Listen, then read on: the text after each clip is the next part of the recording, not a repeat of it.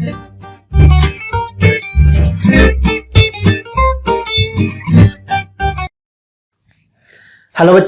बच्चों आज हम करेंगे जो हमारा सेक्शन है रिलेशनल डेटाबेस डिजाइन। उसके अंदर टॉपिक है हमारे पास अनोमलीज इन रिलेशनल डेटाबेस। देखो पिछली वीडियो में हमने डिस्कस किया था कि क्या फीचर्स होने चाहिए या क्या पॉइंट या क्या पैरामीटर को सोचकर मैं अपने रिलेशनल डेटाबेस को डिजाइन कर सकता हूं, बट करते वक्त हमारे पास कुछ प्रॉब्लम्स आती है।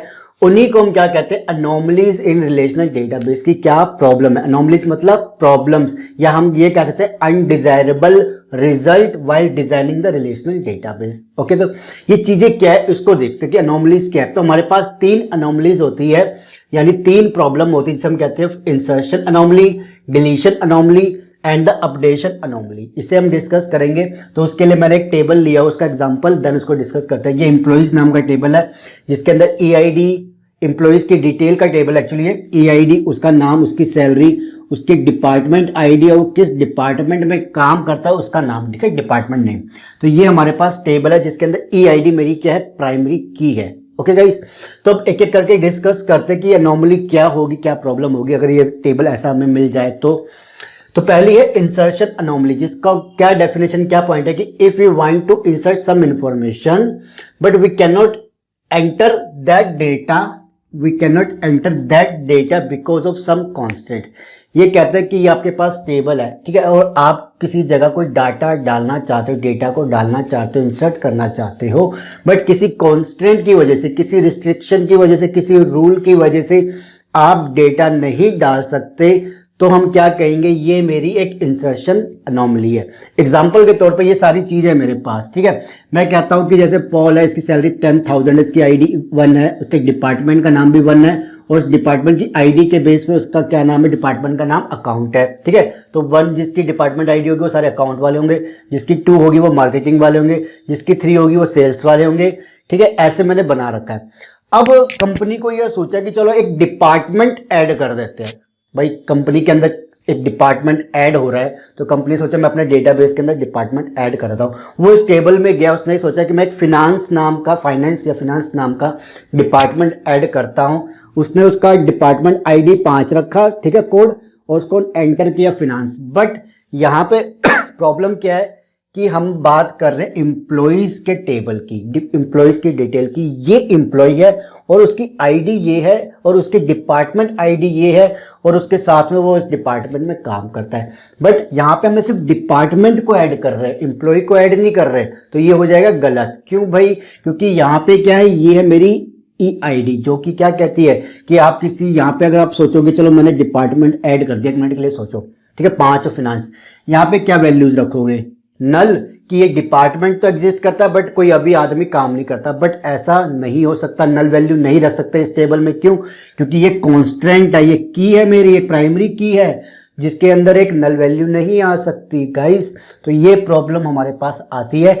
अगर ये प्राइमरी की नहीं होती, कोई की ही नहीं होती, तो मैं रख लेता, समवेयर मैं सोचता फिर। बट अगर प्राइमरी की है तो मैं तो नहीं रख सकता। Primary key which has the unique value plus it should not be null. तो ये क्या होगी भाई, यहाँ पे वो कांस्टेंट की जो इंटीग्रिटी है वो ब्रेक हो जाएगी। तो मैं ऐसे किसी चीज को इंसर्ट नहीं कर सकता, क्योंकि मुझे उसके साथ की वैल्यूज के ऊपर जो कांस्टेंट्स लगे हैं उसका भी ध्यान रखना है। तो ये होती है इंसर्शन अनोमली, ठीक है गाइस।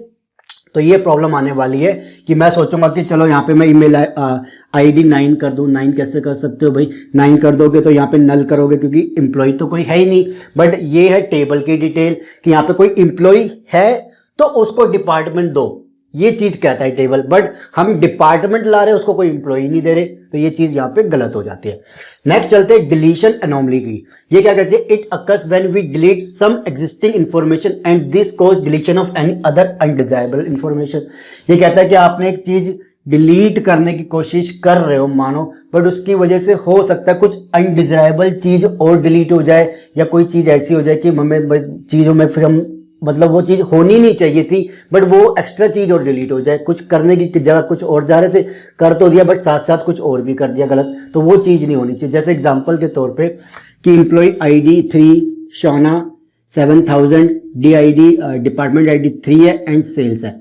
अगर मैं इसको डिलीट करता हूं मान लो, ठीक है, मैंने डिलीट कर दिया, एक सेकंड के लिए सोचो, डिलीट कर दिया, तो मेरे पास प्रॉब्लम क्या आएगी डिलीशन एनोमली में?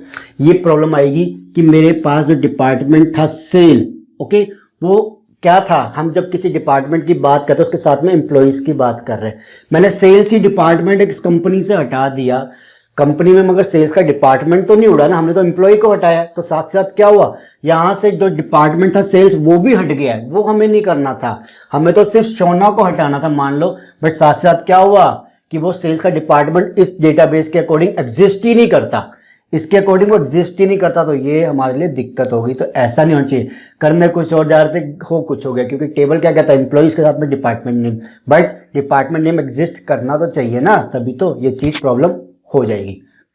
नेक्स्ट आता है अपडेशन अनोमली।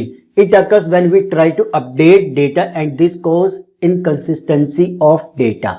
ये कहता है कि भाई अगर आप किसी चीज को अपडेट करना चाहते हो बट उस अपडेट की वजह से आपको हो सकता है कि दूसरा जो डेटा या टप्पल है उसके अंदर इनकंसिस्टेंसी हो जाए। जैसे कि मेरा मन किया कि जो ये पॉल है ना, ये जो अकाउंट डिपार्टमेंट में काम करता है, मैं उसका अकाउंट डिपार्टमेंट तो रखूं बट उसकी DID को मैं हटा के 2 कर दूं, 1 की जगह 2 कर दूं, बट क्या ये पॉसिबल हो पाएगा? नहीं। पहली चीज 2 एग्जिस्ट करता है पहले ही, तो 2 का मतलब मेरे लिए मार्केटिंग था, बट 2 का यहाँ पे मतलब अकाउंट हो जाएगा, हो जाएगी दिक्कत अपडेशन में।